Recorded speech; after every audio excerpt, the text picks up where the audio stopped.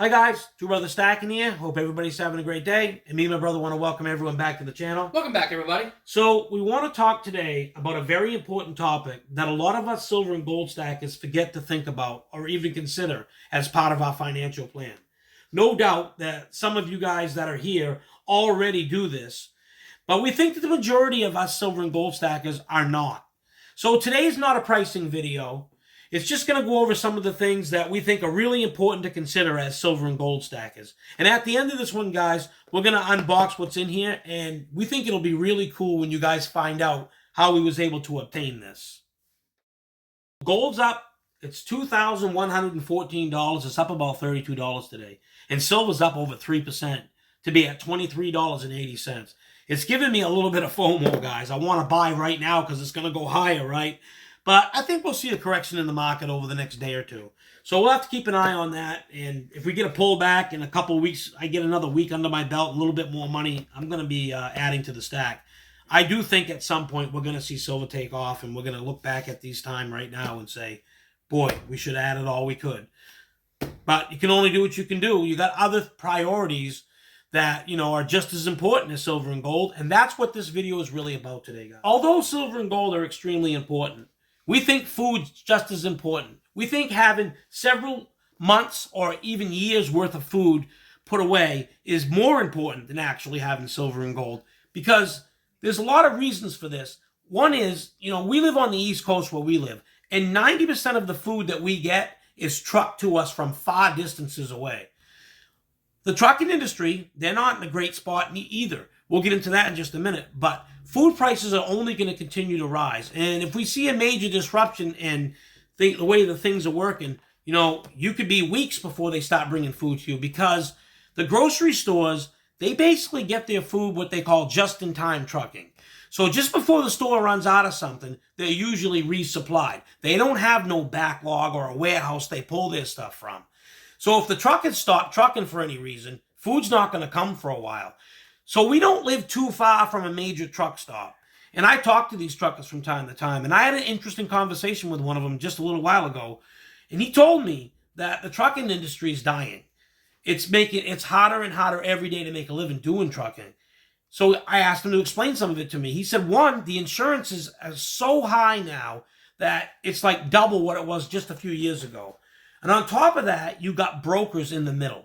So let's say I'm a company and I want to move my product from point A to point B. I'll call a broker, and the broker will tell me the price. Let's just say the price is $2,500. And this is the example this gentleman used. So it's $2,500. Well, the broker then gives these jobs to the truckers. That's how they look for work. They go to the brokers to try to get loads. And the broker will say, well, this load will pay you $600. In the meanwhile, they're keeping $1,900 the broker's fee. They're not doing anything but being the middleman. Now, I'm not sure how this all works, but the gentleman told me that if you wanted to be an owner-operator today, you might as well forget it. There's nowhere a way to make all your payments and make it. It's just getting too hard. And we know the price of fuel, and if there's disruption in the fuel market. So I think that it's really important that you have a good supply of food in your house. So doing this, it's not easy. It's not going to be easy at all. The freeze-dried food that lasts for long periods of time is very expensive.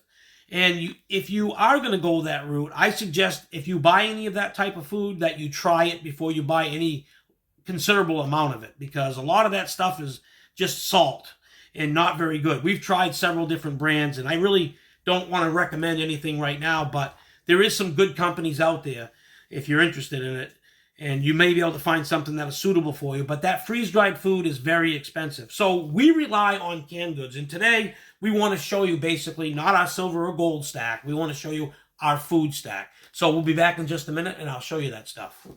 So guys, we got water here. Keep a bunch of water around. Coca-Cola helped us out. They helped us out with a few of these. So we take the old Coca-Cola bottles. Now, we rotate this water quite a bit. So one of the things a lot of people don't realize is if you get a situation, if you got kids around, got tubs of bubble gum for them, a lot of mouthwash, and we got extra toothpaste and things. We got dominoes and things like that. Kids are going to want to play games if, there's nothing going on because of the situation, whatever the situation may be, right? These nuts and stuff, we don't recommend that as well because they don't have a long shelf life, but you know, they'll last a year probably. And in these buckets in here, we keep like a lot of coffee, a lot of things like that. And in this area here, we got like 100 pounds of pancake mix. And we've got a couple, maybe 500 pounds of rice total. This isn't everything. And a good way to store rice, believe it or not, guys, is in 2-liter bottles. If you get all the air out of a 2-liter bottle and you put them in there, and see, these are all dated. That's 122. See? And we keep that stuff kicking around. If you go up to the top shelves, and you look over this way, you'll see that's all kinds of canned goods all the way down. And as, believe it or not, there's a lot more food than you can actually, you believe there. It's packed right in there. All different kinds of food. We keep that loaded right up. And a lot of the stuff that you can do is like instant potatoes, like stuff like this, guys. You buy a couple cheap boxes of that. You know, that stuff will make a lot of food. And we're working on our inventory all the time. We get a lot of vinegar and things to start fires, and you know, you just can't think of it all. And eventually you're going to have to buy some of the expensive stuff because this stuff's only going to last so long. But it will go well past the shelf life that they call for it, guys, easily. And you want to think about almost anything you can think about, you know, because it's going to probably, as soon as anything ever happened, you're going to know immediately what you should have kept and what you should have had on hand. And the flour and stuff we got over here, this is just in case, you know, we got a bunch of people that we need to feed. That stuff's only good for a couple of years, though. And then you're going to have to get rid of it, you know. And it's not very expensive to have to replace that every couple of years, so we don't mind doing that. And the rice can last for 20 years, even longer, if you actually get it out of these bags and you take care of it. But we got a considerable amount of rice. And all kinds of stuff. These buckets are all full of stuff. This one's all coffee. Stuff like that, you know. I don't know what this one is. I can't even remember. This is all honey. Yep. And I also have these guys right here. I got 6 of these propane tanks right filled to the max. So if I had to cook for a while, I could. Tons of key light candles like this. Plenty of rubbing alcohol. We got cases and cases. These are little alcohol stoves you can make yourself. YouTube's full of this kind of stuff, guys. These work actually a lot better than you think they do. And they'll heat a can of soup up in 3 or 4 minutes. You're eating your food, right? So we keep a lot of rubbing alcohol kicking around for other reasons. We got, you know, iodine, extra lighters. We're trying to get everything that you can think of. I mean, we're not going to think of everything, but these little tea light candles here, I mean, there's hundreds of them in there. How many's in this thing? 100 each. These are 100 each. I got 4 of them kicking around. They're for just quick, easy light. They're not going to burn for a long time, but they'll get you by a little pinch. I bought this canned heat because they said you could use that in stoves. Yeah, you can, but I wouldn't do it. I recommend getting the 90% alcohol. This works a lot better, and it's cleaner. You know, this is okay, but nothing I would want to use on every day. You eat that stuff there for a couple of days, you get a break from the wife.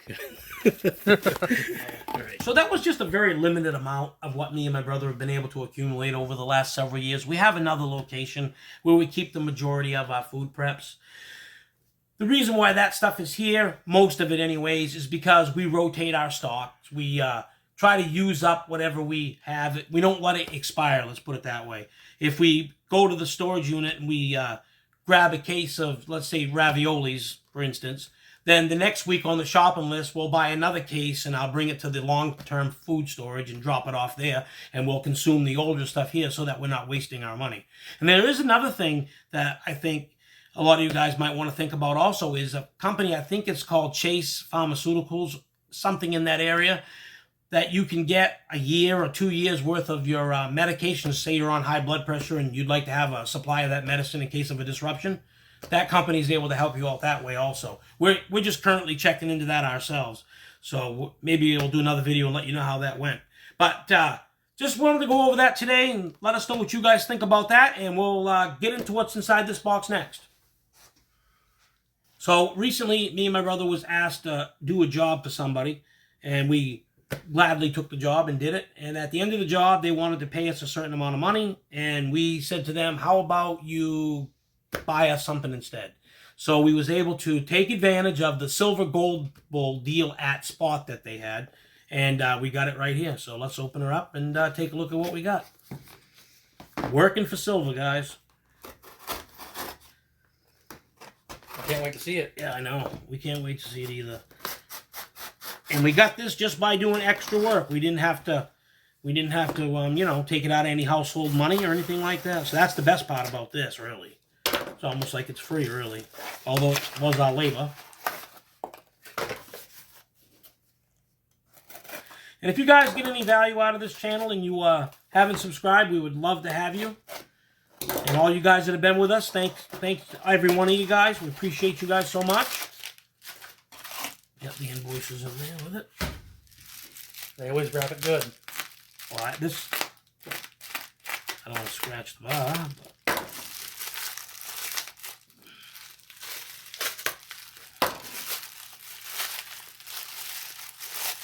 get rid of that.